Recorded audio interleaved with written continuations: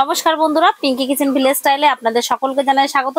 বন্ধুরা, প্রতিদিনের মতো আমি আরেকটি রেসিপি নিয়ে চলে এসেছি। তাহলে আজকে আমি কোনো তরকারি বানাবো না, আজকে আমি বানাবো মিষ্টির দোকানের মতো গজা।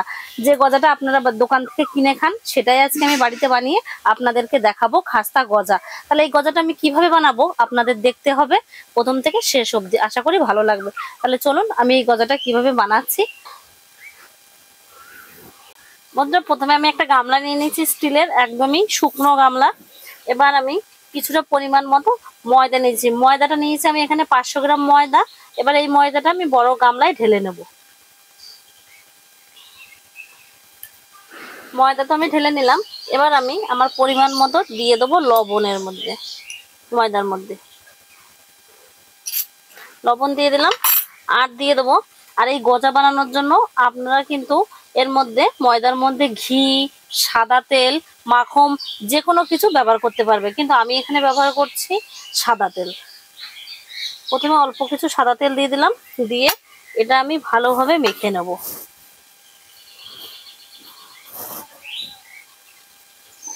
দেখুন, ময়দাটা মাখতে মাখতে, তেল দিয়ে মাখতে মাখতে কত সুন্দর হয়ে গেছে। এরকম মুঠো করলে একদম দলা বেঁধে বেঁধে যাচ্ছে। দেখুন, আমরা ভাবি দোকান থেকে যখন এই গজাগুলো কিনি, খাস্তা গজা, ভাবি কি এর মধ্যে অনেক কিছু দেয়া থাকে, কিন্তু না বন্ধুরা। কিন্তু এই যে আমরা আজকে বানাচ্ছি, বুঝতেই পারছি সামান্য কিছু জিনিস দিয়ে গজাটা কত সুন্দর বানানো যায়। তাহলে দেখুন আমি কিভাবে গজাটা বানাচ্ছি। এবার আমি এই ময়দার মধ্যে অল্প অল্প জল দেবো আর ময়দাটা মেখে নেব।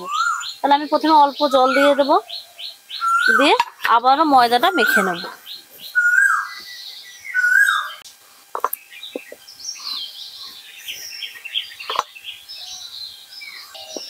দেখুন, ময়দাটা তো প্রথমে কিছুটা জল দিয়েছি, দিয়ে মেখে নিয়েছি। এবার আমি আরো কিছুটা জল দিয়ে মেখে নেব।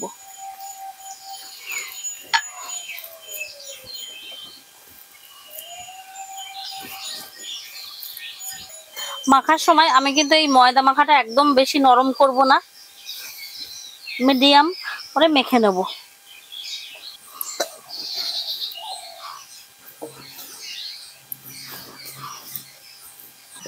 দেখুন, ময়দাটা তো আমি ভালোভাবে মেখে নিয়েছি একদম কত সুন্দর করে। এবার আমি এই ময়দা মাখাটা একটা থালার সাহায্যে ঢেকে দেবো। তাহলে এটা কিছুক্ষণের জন্য ঢাকনিতে দিয়ে ঢেকে রাখলাম। এবার আমি গজার যে শিরাটা লাগবে চিনি দিয়ে বানাবো, সেটা আমি বানিয়ে নেবো। এখন উনুন ধরিয়ে নিয়েছি। এবার আমি গজার যে শিরাটা লাগবে সেটা আমি বানিয়ে নেব। প্রথমে আমি কিছুটা এই বাটি মেপে চিনি দিয়ে দিয়েছি, হাফ বাটি মতো। কড়াইতে এবার আমি দিয়ে দেবো।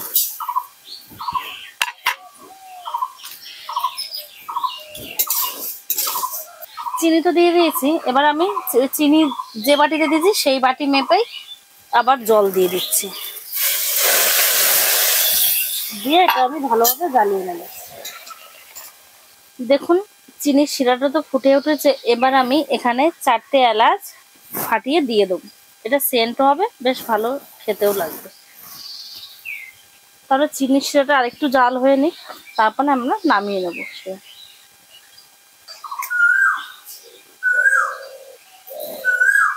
দেখুন, আমাদের শিরাটা রেডি হয়ে গেছে। আর শিরাটা রেডি হয়ে গেছে কি করে বুঝবেন আপনারা যখন এই গজাটা বানাবেন, খাস্তা গজা?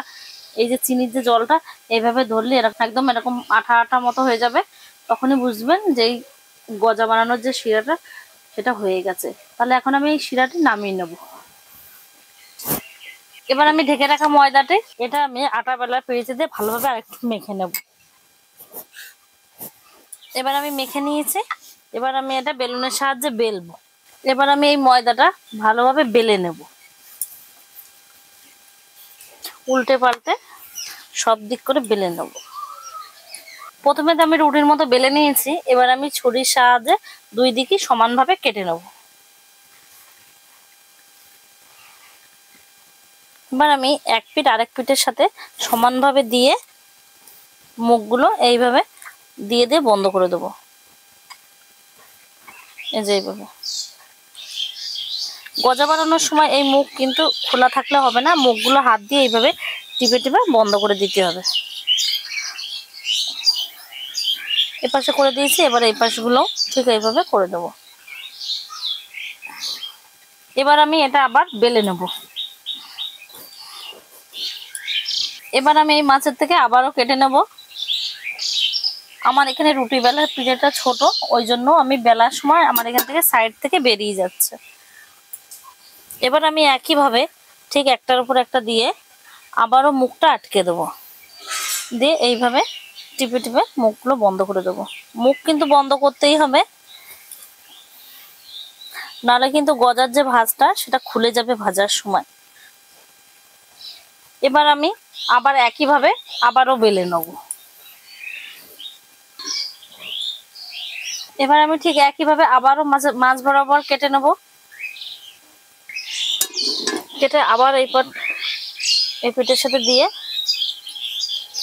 মুখগুলো বন্ধ করে দেব। বন্ধুরা, প্রথমে তো আমি 3বার ভাঁজ করে করে কেটে দেখালাম, এবার কিন্তু আমি চতুর্থবার এবার এই লম্বাভাবে বেলে দেখাবো। এটাই আমি লাস্ট বেলবো। এবার আমি এটা লম্বাভাবে কেটে নেব।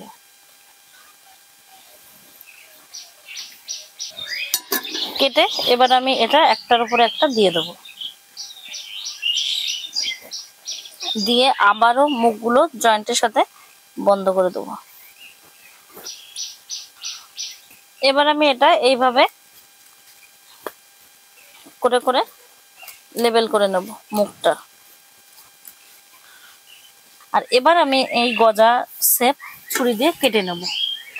আর গজাটা বেশি বড় করে কাটবো না, কারণ এটা ভাজলে কিছুটা ফুলে যাবে, আবার রসে দিলেও ফুলবে, ওই জন্য আমি ছোট ছোট পিস করে কেটে নেব।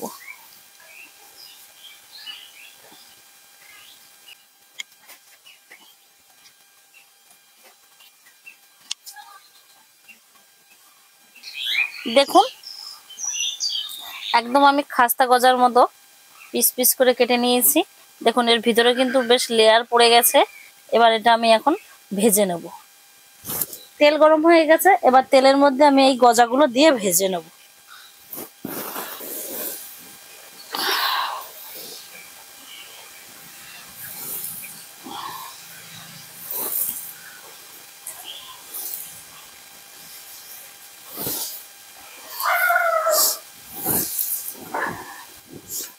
এই গজাগুলো কিন্তু একদম লাল লাল করে ভেজে নিতে হবে।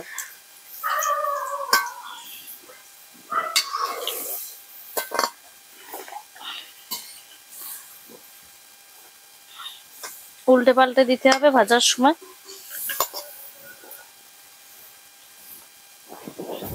দেখুন বন্ধুরা, গজাগুলো আমি কত সুন্দর উল্টে পাল্টে লাল লাল করে ভেজে নিয়েছি। এবার আমি তেলের থেকে তুলে একদম সোজা আমার যে গজার যে শিরাটা বানানো আছে, আমি সেই শিরার মধ্যে দিয়ে দেবো। দেখুন কত সুন্দর লাল লাল করে আমি ভেজে নিয়েছি খাস্তা গজাগুলো।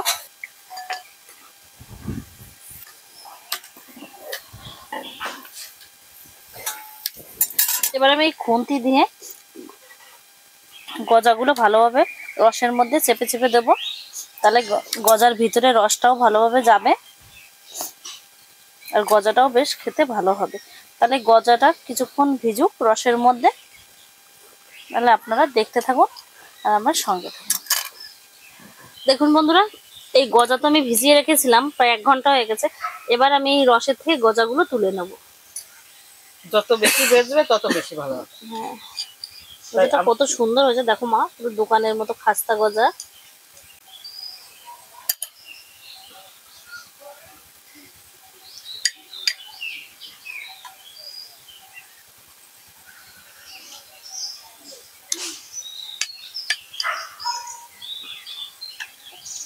দেখুন বন্ধুরা, আমাদের এই খাস্তা গজাগুলো কত সুন্দর হয়েছে, একদম রসালো আর রসেও বেশ ভিজেছে। দেখুন কি সুন্দর এরকম টিপদিলি রস বেরোচ্ছে, আর বেশ কতটা সফট হয়েছে দেখুন। আর গজার মতোই গজার ভাঁজগুলো পড়েছে, একটা ভাঁজও আমাদের ফেটে যায়নি। দেখুন কত সুন্দর হয়েছে। ও মা, তাহলে তুমি এটা খাও, খেয়ে বলো কেমন হলো। তাহলে আমিও একটা নিয়ে নিই। বন্ধুরা, এই গজা দোকানের থেকেও বেশি ভালো হয়েছে। এত সুন্দর হয়েছে গজাটা, নিজে বানিয়ে খেতে সফট দেখো, মানে যেরকম স্বাদ হয়েছে সেরকম নরম হয়েছে। তাহলে আপনারাও ঠিক এভাবে এই খাস্তা গজাটি বানাবেন, বানিয়ে বলবেন কেমন হয়েছে কমেন্টের মাধ্যমে। আশা করি আপনাদের ভালোই লাগবে। তাহলে আজকের ভিডিওটা আমাদের এই অবধি।